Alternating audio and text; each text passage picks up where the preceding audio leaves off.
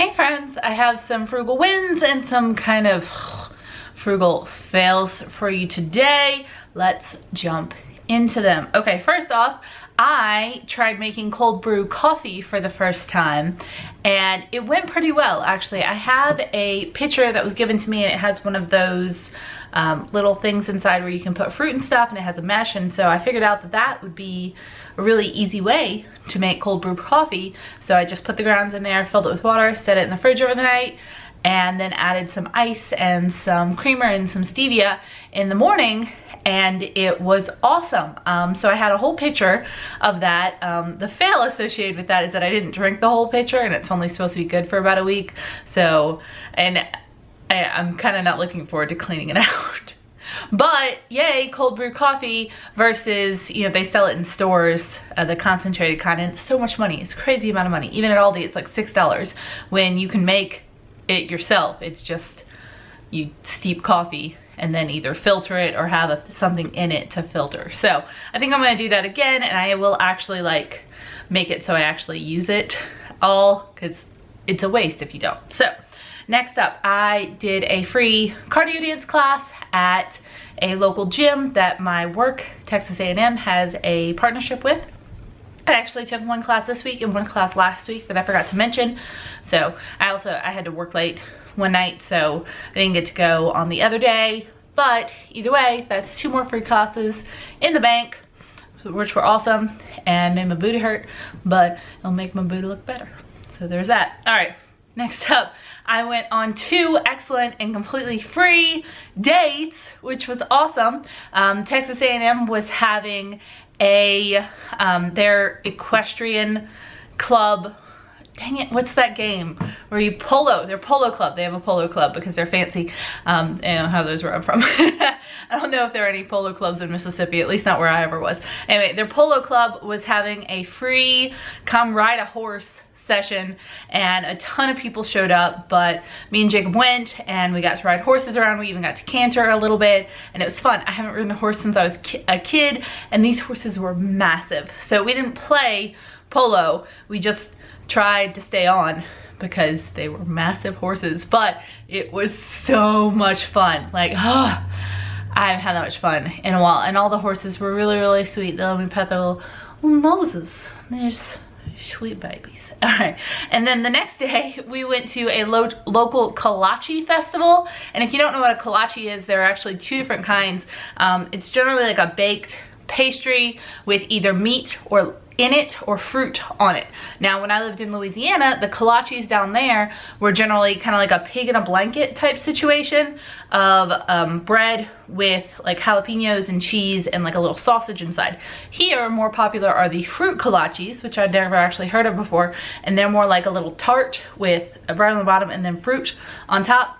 A town about 25 minutes away, actually probably closer to 20, it was having a kolache festival. So Jacob and I went and we just walked around, and we didn't actually eat any kolaches because they were out, because apparently we went too late in the day, but we got to kind of walk around. We did spend some money on a little bit of food. I got some cheese fries and he got a funnel cake, but other than that, we just walked around and looked at the wares and people selling stuff, and it was just a really nice, fun day. It was really excellent. So that was really cool, and I petted so many dogs.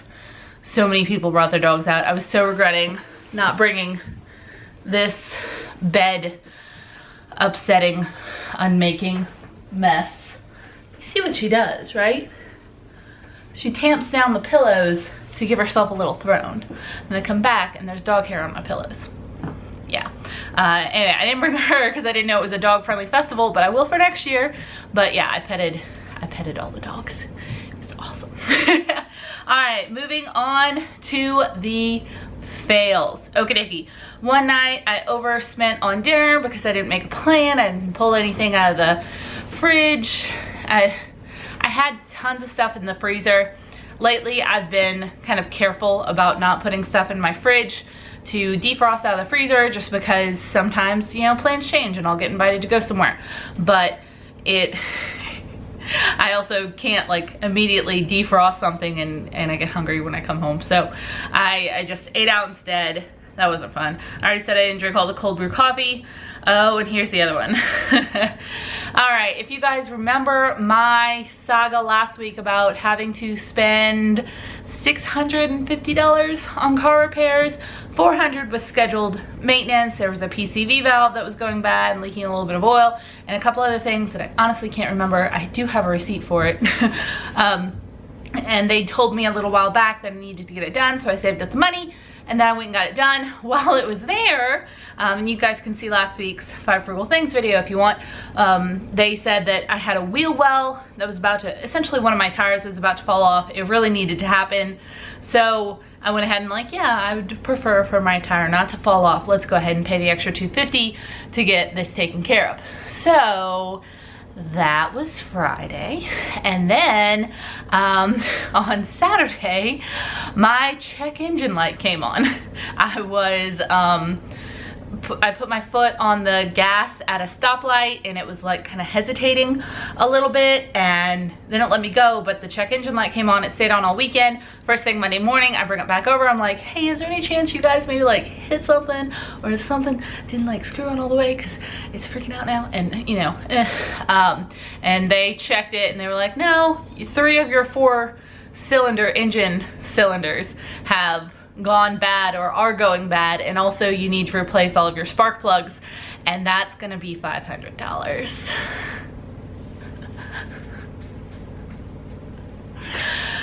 Anyway, so my car repair replace fund had been raided already at that point, so I had to dip into my emergency fund. Oh God, it hurts. I'm so lucky and I'm so thankful that I have that and that I prioritize saving, but it's like you get punched in the stomach when you have to use it. So I had to transfer $500 out of my emergency fund, which I've been working so hard to build up to pay for this car repair. Now the car is running amazingly. It's been a whole week because that happened Monday, and hopefully I won't have to do anything on that aside from like an oil change for at least a year. I had a talking to with my car of like, you good now? Do you feel like you've had enough attention? Can we, like, are you on the up and up? Do you need like a bath? I can bathe you. Just feel better, please, car.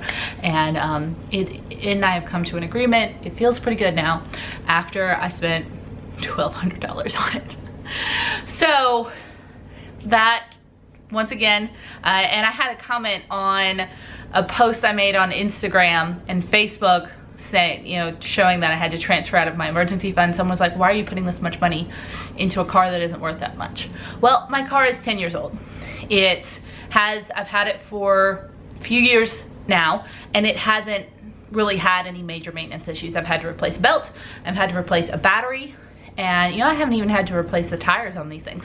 Other than just regular scheduled maintenance, it's been a really good car to me. It's been reliable, it's fine. And my priorities have been so far to pay off my debt, save up my emergency fund, and then potentially get a new car.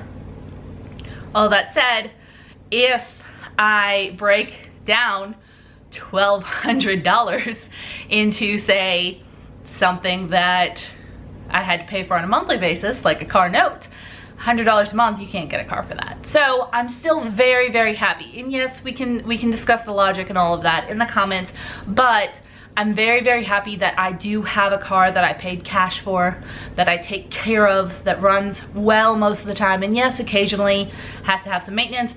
This past week, had to have a lot of maintenance done on it. Had to have a lot of little things, but it's an older car. I will move up into maybe a $5,000 or $6,000 car eventually, after my fully funded emergency fund is there. That's one of the reasons that you have a fully funded emergency fund. Say I crash that car and for some reason insurance, and I have insurance, but still, I need to get a new car.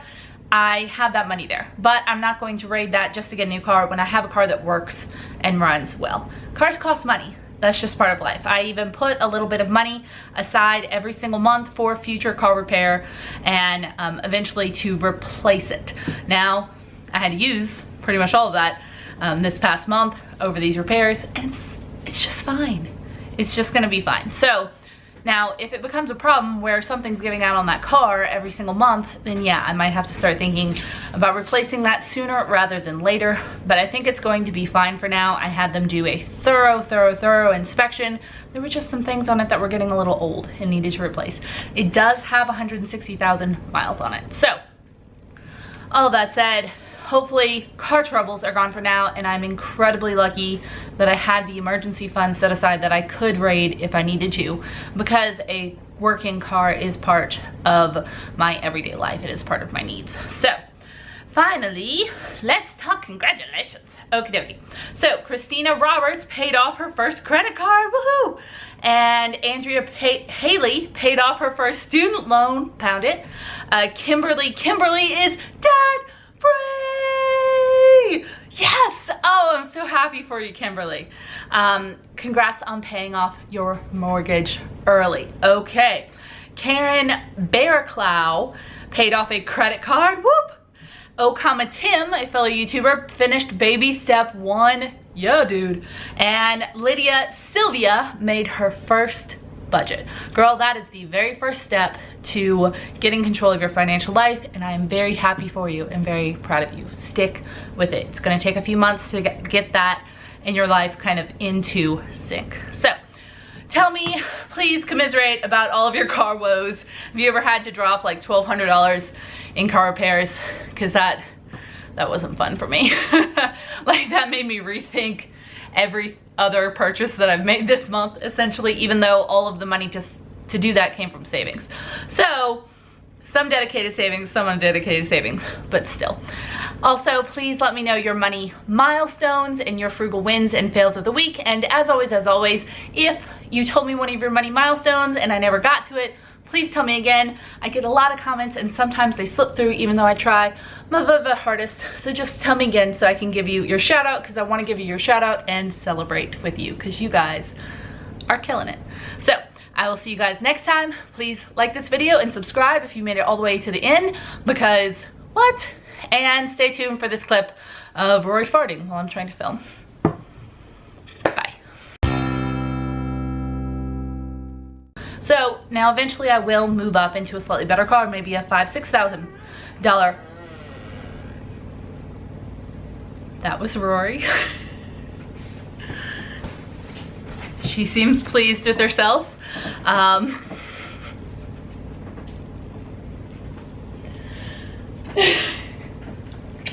You go, girl.